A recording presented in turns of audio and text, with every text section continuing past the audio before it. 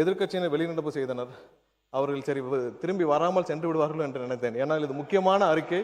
இந்த அறிக்கையை அவர்கள் முன் வாசிக்கப்பட வேண்டும் என்று நினைத்தேன்.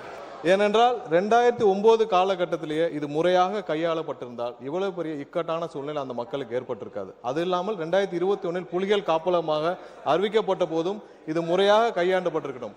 கடந்த 5 ஆண்டுகளாக இந்த வழக்கு உச்ச நீதிமன்றத்தில் நடைபெற்று வந்து கடந்த 29/5/2026 அன்று இறுதி உத்தரவு உச்சநீதிமன்றத்தில் உத்தரவு பெறப்பட்டது. அந்த உத்தரவின் அடிப்படையில் தான் இப்போ இந்த அறிக்கைகள் அனைத்தும் வெளியேற்றப்பட வேண்டும் என்று அனைத்து நடவடிக்கைகளும் மேற்கொள்ளப்பட்டு வருகிறது.